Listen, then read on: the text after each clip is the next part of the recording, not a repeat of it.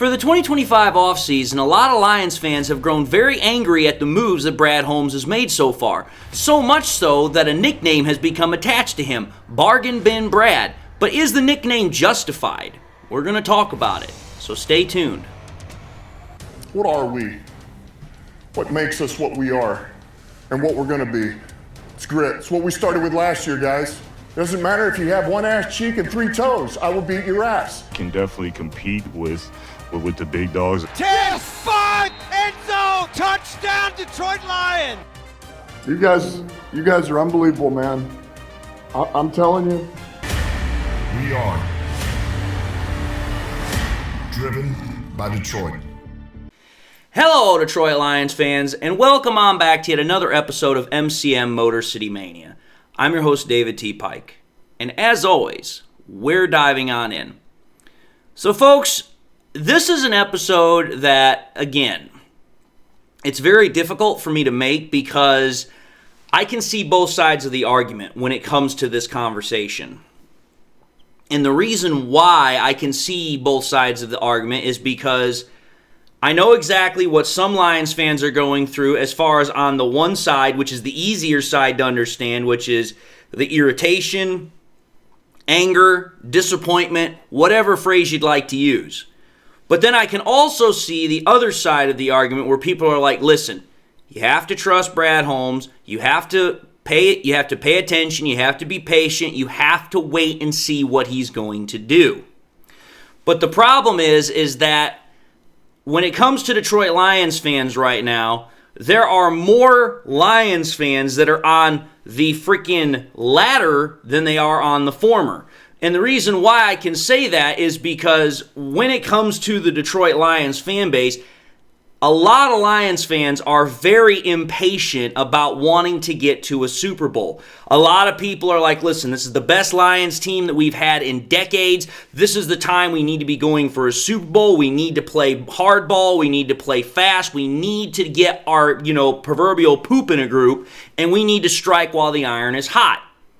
And for a lot of Lions fans, the moves that have happened over the last 2 days in particular, the re-signing of Marcus Davenport and the releasing of Zadarius Smith have grown and have drawn a lot of ire from these fans because in their eyes, they see this as a betrayal of what the whole purpose of this offseason is, which is to improve the pass rush, number one, but by improving the pass rush, getting us to a Super Bowl.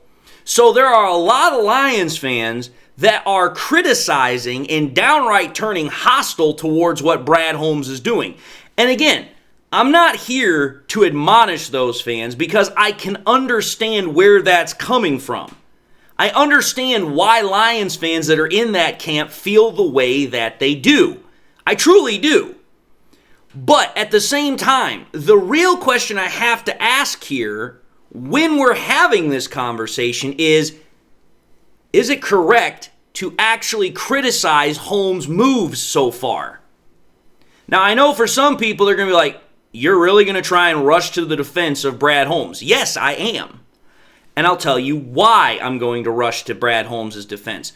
Number one, we have to understand, first and foremost, that if not for Brad Holmes in the first damn place, we would not be here. There's no ifs, ands, or buts about that. I don't care how you want to slice it. I don't care how you want to freaking twist the story or the narrative. Without Brad Holmes, we are not where we're at. We don't get Penei Sewell. We don't get, J-Mo. We don't get McNeil. We don't get Kirby. We don't get all of those guys that people at the time thought when we were drafting them were thinking either one, there was no way in hell we were going to get them, or two, was like, what exactly are you doing here? Why are you drafting these players? And now look at it. Damn near every high-profile pick that Brad Holmes has drafted, Sewell, St. Brown, Kirby, Jameer, Laporta, Brian Branch. I mean, the list can go on and on. Hutchinson. Every single one of those high-profile picks, they have worked out marvelously for Brad Holmes and for the Lions. Now, I know some people are going to say, well, David, that's not the issue here. We don't give a damn about the draft. The draft is not the problem. The problem is that we are looking for an experienced player right now so that way we can add them to the roster either via the trade market or through the free agency market. Okay, I hear what you're saying, but I got a question for you. If that's the case, then why the hell are you moaning? Why are you crying? The free agency market starts today in the fact that teams can actually start negotiating with those types of players. They can't even actually sign them to actual contracts until the 12th. So first and foremost, you're getting upset for something that Brad Holmes himself can't even do yet. Brad Holmes can't negotiate with free agents just yet. Because, oh, that's right, at the time I'm recording this, it's only 11 o'clock at night on Sunday. So he can't even negotiate with them yet. But even if he could, what exactly is that going to do? Oh, you're just going to get the news a little bit faster. And then somehow that would change the admonishing to potentially, oh, well, Brad Holmes now knows what he's doing. You can't admonish, you can't criticize something that Brad Holmes literally has no control over just yet. So what are you actually criticizing? You're criticizing the fact that Brad Holmes re-signed Marcus Davenport, which I myself questioned. I didn't criticize it, I questioned the deal. But I also stated at the very end of my episode, I said, listen, if for whatever reason, Marcus Davenport is able to pull off a miracle, is able to play a majority of the games, is able to get some good sack production, then you know what? It's a steal of a deal. I still trust what Brad Holmes is doing. I can question something, but there is a huge difference between questioning and criticizing. And that's, I think, a huge problem here that a lot of Lions fans are not getting. They're not questioning Holmes. They're downright criticizing, admonishing him. And it's like, why the hell are you admonishing him for something that he can't even do yet? By the time I release this episode, yeah, he can start doing that. But until you can actually do it, what the hell are you complaining for? That's at least when it comes to the free agency market. Now, when it comes to trading for a player, Brad Holmes could have done that at any point. But again, let's step back here. Let's take half a second to realize what's been going on here. Most Lions fans have been solely centered 100% on either getting their hands on Max Crosby or Myles Garrett. And I have literally been saying this for the entire last month and a half that we've been having this conversation. The chances that the Lions were going to make a trade for either of those two players was very, very small. And I said it multiple times that when that move did not happen, there were going to be a lot of pissed off Lions fans because they were going to feel that Brad Holmes was not doing enough. But what did I say? I constantly kept trying to tell people, listen, it takes two people to tango to make a deal. The Raiders were clearly not interested in trading Max Crosby away, and Max Crosby was clearly not interested in leaving. Hence the reason why they got a deal done. Now, when it comes to Myles Garrett, on the other hand, he did request a trade, but the Browns stated not once, but twice, in unequivocal terms, we're not trading Myles Garrett. And the reason why is because obviously they knew that, hey, all that we really need to do here is to give Myles Garrett a better contract. And then what do we find out? Myles Garrett now is the most paid non-quarterback player in the NFL. And think about it. Had we traded for Myles Garrett, could you imagine dropping a $40+ million cap charge on a player like him? I guarantee you this, even if we'd have traded for Myles Garrett, as soon as somebody had saw that freaking cap charge number, they'd have thought Brad Holmes was crazy for doing that. So literally what this comes down to is a couple of things here. Number one, the people that are making the biggest stink, the biggest fuss about what Brad Holmes has thus done so far this offseason are primarily the ones that are looking for the big splash. They're looking for something big in the headlines so that way they can boast about it on freaking fan forums and freaking on YouTube, Facebook, whatever have you, and say, hey, look what our team's done. We're really serious about getting to a Super Bowl. Okay, that might last for about a day, maybe 2 or 3, week tops. But then after that, it's pretty much going to fade into oblivion. And you made all that fuss, all that noise for at most a week of being able to bash Josh and, freaking tout all that nonsense. Okay, that's one aspect. But then let's take a look at the second aspect here. You're wanting to admonish Holmes for, in essence, not selling the farm, is in essence what it comes down to. Brad Holmes is not going to do that. I've said that more times than I care to recollect.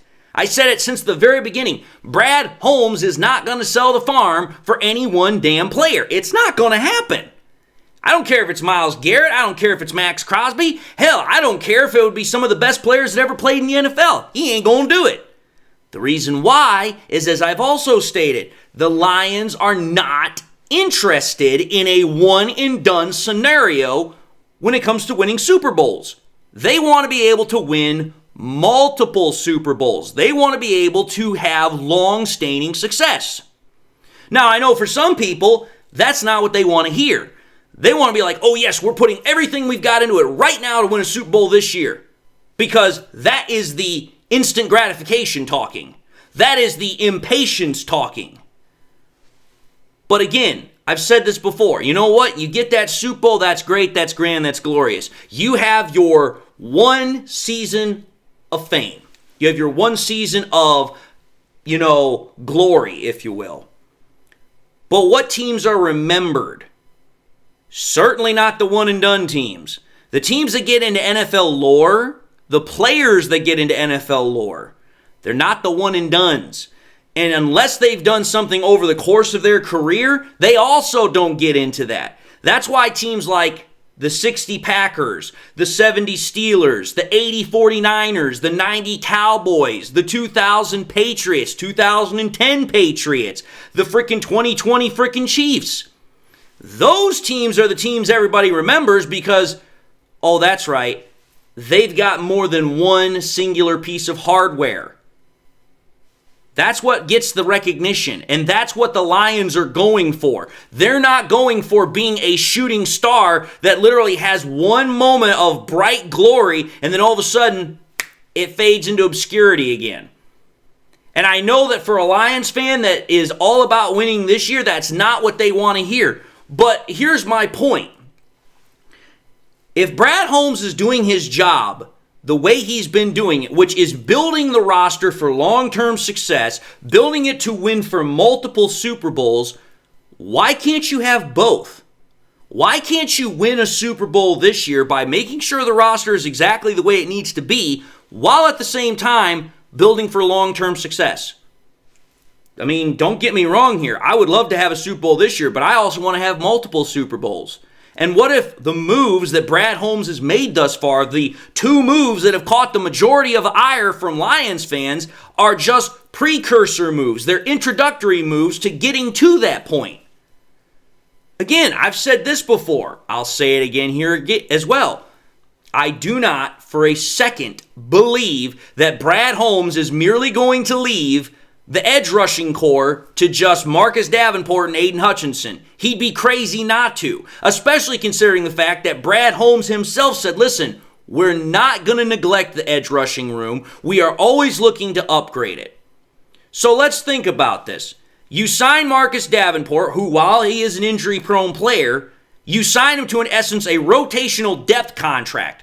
So already, just based upon the contract you gave him, he's not being a starter. You then release Zadarius Smith, who, while he is still an exceptional pass rusher, you just saved $11 million. Free agency starts today. The Lions have literally a number of options that they could do with that. They could use that money to go out in free agency and find somebody. They could use that money as well to help sign guys that are currently on their roster that need contracts. So let's think about this here. What makes better sense? Keeping a guy that you are only going to have for another year or two anyway, or going out and getting a guy to a longer deal that's more team-friendly and making sure you keep guys on your roster that you already know have been successful and will continue to help the team be successful? Because let me ask you this. Would you rather see Zadarius Smith go or Kirby Joseph go? I mean, I'm pretty sure I know the answer to that question 100 times out of 100. That's my whole point. Everybody's just looking at this in the singular microcosm of horse blinding move of, oh, this is what's directly in front of me. But if you peel back the horse blinders for a minute, it's like, okay, I believe Brad Holmes is still playing chess when a lot of other people are thinking he's playing checkers. And it's like, listen, I don't think for a second that's at all what's happening. I believe that Brad Holmes, as I said in my previous episode yesterday, I believe he is getting set to do something big here. What that is, I don't know. But I would not at all for a single second think that Brad Holmes is going to let the entirety of free agency go by, the entirety of the draft go by, and not do anything when it comes to the edge rushing room. And I'm also willing to bet this. Brad Holmes knows he's going to have to get somebody and he's going to have to pay a little bit. But at the same time, he's got to make sure he's got money not only for this year, but for next year and all the other years after that when he's got to re-sign all these guys that have been drafted by us because, oh, they're going to need money too. Again, I don't know how many times I have to say this, but I'll say it one more time. This is reality. It's not Madden. You can't go over to settings and hit user team and just keep adding $5 million to your freaking, war chest. That's not how this works. You have to deal with what you've been dealt with. And while the Lions do have a good amount of cap right now, they can't just blow it all willy-nilly and just want to go out and say, hey, you know what? We're all set up for a one-year run. The Lions aren't interested in that. And I've been trying to say that the entirety of the last month or two. This is where I knew was coming. And what I'm trying to do is I'm trying to get those that are most hostile to the news to calm down and realize that, listen, all this nonsense that's been happening right now, this is the buildup to when we're going to get to something good. You just have to be patient. If you can remain patient, I can guarantee you this, Brad Holmes will not disappoint. But anyway, I'm going to end this episode. I think I've said my piece on the matter. So having said that, I'm going to say thank you all for watching yet another episode of MCM Motor City Mania. If you like what you saw, by all means, highly encourage all to watch the next episode. Also encourage all to do one of these three things. Like, comment, and subscribe. I put up 4 fingers when I meant 3. Also, if you've subscribed in the past and you forgot to do so at the time, I want to highly encourage y'all, please make sure you hit that bell notification icon so that way you guys never miss any more content I push out.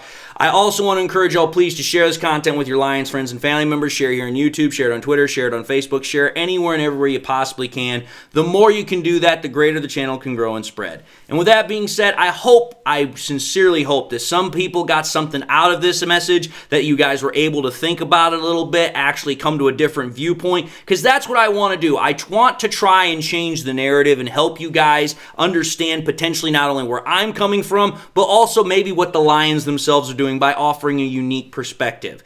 And I also hope that whether it's the first time you watch me, you guys have been watching me forever and a day, that's exactly what happened. I also hope everyone has something in their life that makes them happy, makes them smile. God bless, my friends. And until the next time we meet, I'll see you all in the next episode.